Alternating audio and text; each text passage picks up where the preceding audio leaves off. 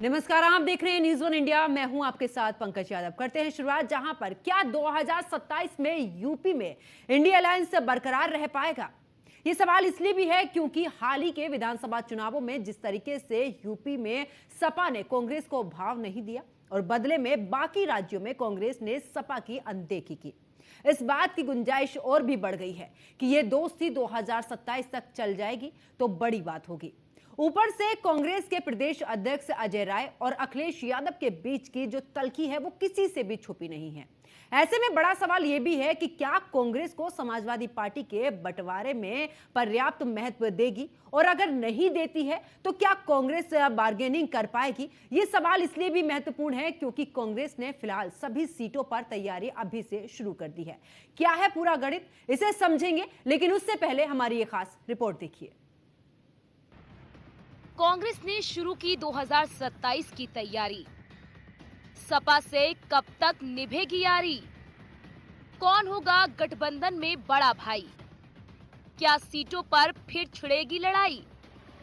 2022 में यूपी में महज 2 विधानसभा सीटों पर सिमट जाने वाली कांग्रेस ने लोकसभा चुनाव में 6 सीटें झटक ली। जाहिर सी बात है कि इससे कांग्रेस के हौसले बुलंद हैं। इसकी तस्वीर तब दिखी जब उपचुनाव में कांग्रेस ने सपा से 5 सीटों की डिमांड कर दी थी। सपा ने कांग्रेस को भाव नहीं दिया। नतीजा, कांग्रेस ने उपचुनाव लड़ने से कदम पीछे खींच लिए। इसका असर ये हुआ कि कांग्रेस के नेता फील्ड में नहीं, सोशल मीडिया पर ही सपा का समर्थन करते रह गए। कांग्रेस का कोई बड़ा नेता सपा के समर्थन में कैंपेन करता नहीं दिखा। इसका असर चुनावी नतीजों में देखने को मिला। सपा 9 में से 7 सीटें बीजेपी के हाथों गंवा बैठी। इनमें से 3 सीटें ऐसी भी थी जो सपा ने 2022 के चुनाव में जीती थी। अब मौजूदा हाल ये है कि कांग्रेस ने अभी से 2027 के लिए तैयारी शुरू कर दी है, ताकि जब सीट बंटवारे की टेबल पर बैठे तो सपा से ज्यादा सीटों पर बार्गेनिंग कर सके। कांग्रेस की तैयारी के दायरे में यूपी विधानसभा की सभी 403 सीटें हैं। इसके लिए कांग्रेस ने सभी सीटों को 3 हिस्सों में बांटा है। पहले हिस्से में वो सीटें हैं जहां कांग्रेस की हालत सबसे खराब है। दूसरे हिस्से में वो सीटें हैं जहां कांग्रेस तीसरे या चौथे नंबर पर रही है। तीसरे हिस्से में उन सीटों पर फोकस है जहां कांग्रेस सीधी लड़ाई में रही है। फोकस उन सीटों पर भी है जहां कांग्रेस की हार का मार्जिन कम रहा है। इन सभी सीटों पर कांग्रेस संगठन को मजबूत करने पर काम कर रही है। संदेश बिल्कुल स्पष्ट है कि अपनी तैयारी और संगठन के कील कांटे दुरुस्त कर कांग्रेस यूपी में ज्यादा से ज्यादा सीटों पर दावा ठोकने की रणनीति पर काम कर रही है। सवाल ये कि क्या वाकई कांग्रेस अखिलेश यादव को इसके लिए मना पाएगी, और जैसा बर्ताव कांग्रेस ने सपा के साथ हरियाणा और महाराष्ट्र में किया, उसके बाद यूपी में अखिलेश का कांग्रेस को ज्यादा स्पेस देने को तैयार होंगे। Bureau report, news one India. Congress ने शुरू की 2027 की तैयारी। तो जिस तरीके से 160 सीटों पर कांग्रेस पूरी तरीके से अब तैयारियों में जुट चुकी है और उन्हें कैटेगरी में अलग अलग करके बांट दिया है। जहां पर खराब प्रदर्शन रहा है 2022 में, उसको लेकर भी कांग्रेस तैयारी में है, यानी कि जिन चरणों की कांग्रेस बात कर रही है। दूसरी तरफ अखिलेश यादव हैं, क्योंकि उत्तर प्रदेश के अंदर अखिलेश यादव का एक अलग ही वर्चस्व है। तो क्या हरियाणा में जिस तरीके से चुनाव को लेकर उठापटक रही है, महाराष्ट्र में भी हमने देखा, तो उत्तर प्रदेश में 2027 में होने वाले चुनाव को लेकर आखिरकार राजनीतिक पार्टियों में किस तरीके से हलचल चल रही है, खास करके अगर इंडिया अलायंस की अगर बात करें। इसी को लेकर खास चर्चा करेंगे। मेरे साथ में कुछ मेहमान जुड़े, उनका परिचय आपसे करा देती हूं। राघवेंद्र सिंह, अब बीजेपी के प्रवक्ता हमारे साथ में जुड़े हुए हैं। वहीं नितेंद्र सिंह, प्रवक्ता समाजवादी पार्टी के हमारे साथ में जुड़े हुए हैं। और मुन्ना खान, कांग्रेस नेता, आपसे थोड़ी देर के बाद हमारे साथ में जुड़ेंगे। वहीं नितिन श्रीवास्तव, पॉलिटिकल एक्सपर्ट, भी हमारे साथ में जुड़ेंगे। चर्चा की शुरुआत नितेंद्र जी आप ही के साथ में करते हुए, क्योंकि समाजवादी पार्टी का उत्तर प्रदेश में अगर बात करें तो अकेले दम पर भी हमने समाजवादी पार्टी को पूरे तरीके से चुनाव में जीत हासिल करते हुए देखा है। हाल ही में चुनाव हुआ 2024 में, सीटें इतनी ज्यादा बढ़ी हैं। अब कांग्रेस क्योंकि आपके साथ में है, गठबंधन में है, और कांग्रेस ने 160 सीटों पर तैयारियां शुरू कर दी है और यह भी कहा है कि गठबंधन के भरोसे ही नहीं रहना है, अपनी तरफ से भी मेहनत करनी है। तो ये 2027 में जिस जोड़ी का जिक्र चल रहा था 2024 में रहा है और कह रहे थे कि आगे के जितने भी चुनाव हैं मिलकर लड़ेंगे, क्या लग रहा है क्या ऐसा तो नहीं है कि हरियाणा की वजह से और महाराष्ट्र की वजह से अब कांग्रेस को लग रहा है कि चलिए अपनी राह अलग कर ली जाए? जी पंकज जी, धन्यवाद। आपने अपने प्रारंभिक उद्बोधन में ही बता दिया कि कांग्रेस 160 सीटों पर तैयारी कर रही है और निश्चित रूप बिल्कुल से नितेंद्र जी, मैं आपको माफ कीजिएगा रोकना चाहूंगी क्योंकि अपने दर्शकों को इस वक्त की बड़ी खबर मैं बता देती हूं, उसके बाद मैं वापस आपके पास में लौटूंगी। तो इस वक्त की बड़ी खबर दिल्ली से आ रही, जहां पर सुप्रीम कोर्ट से इस वक्त की बड़ी खबर, यूपी पुलिस की कार्यशैली से सुप्रीम कोर्ट नाराज, जहां पर एक मामले में सुप्रीम कोर्ट ने दी है कड़ी प्रतिक्रिया। हम ऐसा कठोर आदेश देंगे और सारी जिंदगी याद रखेगा। हर बार आप उनके खिलाफ नई एफआईआर लेकर आते हैं। अनुराग दुबे की यहां पर इसको लेकर बेल पर यह सुनवाई हुई है, जहां पर यूपी में पुलिस सत्ता का आनंद ले रही है, उसे संवेदनशील बनाने की जरूरत है। यूपी पुलिस खतरनाक क्षेत्र में प्रवेश कर रही है, याचिकाकर्ता को छुआ गया तो यहां पर कठोर में पुलिस सत्ता का आनंद ले रही है, उसे संवेदनशील बनाने की जरूरत है, यह सुप्रीम कोर्ट की तरफ से सीधे तौर पर कहा गया है।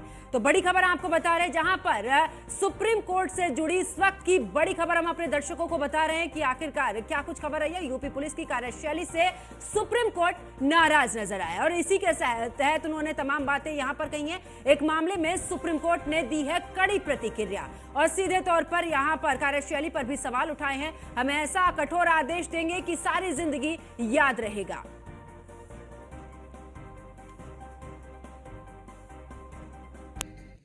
तो जिस तरीके से उत्तर प्रदेश में 2027 में चुनाव होने वाले हैं और ऐसे में लगातार अगर बात करें तो सियासी उठापटक अभी से ही शुरू हो चुकी है, जहां पर कांग्रेस ने 160 सीटों पर अपनी तैयारी शुरू कर दी। हमारे साथ में सपा प्रवक्ता नितेंद्र सिंह हमारे साथ में समय जुड़े हुए थे। नितेंद्र जी, आप अपनी बात पूरी कर रहे थे।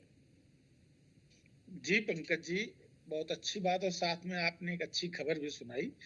देखिए, प्रदेश में लगातार आप देख रही हैं कि पुलिस की निरंकुशता तो बढ़ी हुई है और कई जो कस्टोलियन डेथ का मामला है उसमें भी पुलिस नंबर 1 पे चल रही है। उत्तर प्रदेश में किसी व्यापारी को होटल में सोते हुए घुस के कमरे में मार देना, सड़क चलते किसी विवेक तिवारी को गोली मार देना, ये आम बात हो चुकी है उत्तर प्रदेश के लिए। इस पर अगर सुप्रीम कोर्ट का ऐसा कोई आदेश आया है तो वो वास्तव में स्वागत योग्य है, इससे शायद पुलिस कुछ अंकुश लगे। अब मैं बात कर रहा हूं आज के मुद्दे पर जिस पर चर्चा हो रही थी। देखिए, अभी आपने खुद कहा कि कांग्रेस 160 सीटों पर तैयारी कर रही है। मुझे लगता है 160 सीटों पे ही नहीं, उसको उत्तर प्रदेश की 403 सीटों पे ही तैयारी करनी चाहिए, क्योंकि अलायंस जब होता है तो उसके हर कार्यकर्ता को हर सीट पर सहयोग करना पड़ता है। जैसा कि हम लोगों ने अभी देखा उत्तर प्रदेश की 80 लोकसभा की सीटों पर कि कांग्रेस पार्टी को जहां हम लोगों ने भी टिकट दी थी, वहां भी कांग्रेस के उतने कार्यकर्ता सक्षम नहीं थे। समाजवादी पार्टी ही पूरा चुनाव कांग्रेस का लड़ रही थी और कांग्रेस अगर थोड़ा बहुत अगर अपने संगठन को मजबूत कर पाई होती तो हो सकता है कुछ सीटें और जीते। जैसे हमारे कानपुर का उदाहरण कि 20,000 से वो सीट हार गए। 3 सीटों में जहां समाजवादी पार्टी थी वहां हम लोगों ने बहुत लंबी लीड दी, किसी सीट पे 27,000, किसी में 28,000, किसी में 25,000, लेकिन जो सीटें कांग्रेस लड़ी थी वहां अच्छा प्रदर्शन नहीं रहा, जिसके चलते हम वो सीट 20,000 वोट से मात्र लोकसभा की हारे। तो मुझे लगता है कांग्रेस को नितेंद्र जी जिन 160 सीटों पर आपने अभी, ठीक है मैं आपकी बात से यहाँ पर सहमति रखती हूँ कि 403 सीटों पर तैयारी करनी चाहिए, लेकिन 403 पर नहीं कर रही है कांग्रेस, तो सिर्फ 160 पर कर रही है। अगर आने वाले समय में कांग्रेस पार्टी अगर आपकी पार्टी से 160 पर मांगती है तो क्या आप इसको लेकर 160 सीटें दे देंगे उत्तर प्रदेश के अंदर? पंकज जी, निश्चित रूप से पिछली बार हम लोगों ने उनको 100 सीटों पे लड़ाया था 2017 में, जब हमारा उनका अलायंस हुआ था और उस समय हम लोगों ने विधानसभा का चुनाव हमारा उनका मिलके हुआ था, तो हम लोगों ने 100 सीटें लड़ाई थी और 100 सीटों में उनका प्रदर्शन बहुत अच्छा नहीं रहा था। तो मुझे लगता है कि जो सीटें उनको मिलेंगी उसमें से उनको बहुत अच्छा प्रदर्शन करना चाहिए। अगर हमें भारतीय जनता पार्टी से मजबूती के साथ लड़ाई लड़नी तो कांग्रेस को चाहिए कि संगठन मजबूत करे और वो 100 सीटों पे 160 सीटों में कह रहे हैं ज्यादा में तैयारी करें। जो सीटें मिलेंगी कम से कम इंडिया गठबंधन को जीतने में फायदा होगा। समाजवादी पार्टी का तो 403 सीटों में संगठन है, लेकिन ये सच बात है, कांग्रेस जानती इस बात को कि उनका संगठन अभी जमीन पर मिलकर मजबूत रही, इसलिए उनको करना चाहिए 160 नहीं 403 सीटों बिल्कुल। में मजबूत नितेंद्र करना जी चाहिए। मुन्ना खान भी हमारे साथ में जुड़े हैं। मैं मुन्ना खान जी के पास में बाद में जाऊंगी। सबसे पहले राघवेंद्र सिंह बीजेपी से प्रवक्ता हमारे साथ में जुड़े हुए हैं। राघवेंद्र जी, क्योंकि आप भी 2027 की तैयारियों को, जब हमने उपचुनाव की बात करी थी तो उस दौरान खुद कहा भी जा रहा था बीजेपी की तरफ से कि सेमीफाइनल है और जिस तरीके से हमने यहाँ पर जीत हासिल की 2027 में भी परचम हम लहराएंगे। लेकिन अभी से ही आज जिस कांग्रेस पार्टी की भी बात कर रहे थे यहाँ पर नितेंद्र जी के वर्चस्व भले कम है लेकिन तैयारियां शुरू हो चुकी हैं। और जिस पीडीए के फॉर्मूले की बात अखिलेश यादव कर रहे थे, कांग्रेस भी चाहे दलित को बात करे या मुस्लिम समाज की बात करे, पूरे तरीके से फोकस में। यहां पर कहीं ऐसा तो नहीं है 2024 का चुनाव हमने देखा समाजवादी पार्टी सीटें ज्यादा ले गई और जिन शून्य पर थी यहां पर मतलब कि कांग्रेस उतने अच्छे प्रदर्शन में नहीं थी, वो भी 6 सीटें अपने ले गई है। क्या 2027 का चुनाव कहीं ऐसा तो नहीं है कि इंडिया अलायंस के टुकड़ों की जिस तरीके से बात करें वो बीजेपी पर भारी पड़ जाए और एक साथ मिलकर 2024 को रिपीट कर दे? सवाल ही नहीं उठता। या फिर उपचुनाव हुए उसमें इनकी तैयारी सामने आ गई है। हम लोग तो पहले दिन कह रहे थे कि 9 सीटें हम लोग जीतने वाले हैं। हम लोग 8 सीट जीत जाते, एक सीट पे एक चूक हो गई है, नहीं तो हमें 9 में से 8 सीट जीतने वाले थे। हाँ, लोकसभा चुनाव में हमसे कुछ गलतियां हुई हैं, ये अपनी योग्यता पे नहीं, हम में से कुछ चूक हो गई है, उसमें लेकर के कुछ सीटें इनकी पड़ के आ गई जो आगे आने वाले समय में नहीं होने वाली है। रहा एनडी गठबंधन का सवाल, एनडी गठबंधन तो कभी था ही नहीं। कैसे ये लोग एनडी गठबंधन एनपीडी गठबंधन करते हैं? अपने अपने राज्यों में तो एक दूसरे से लड़ रहे हैं।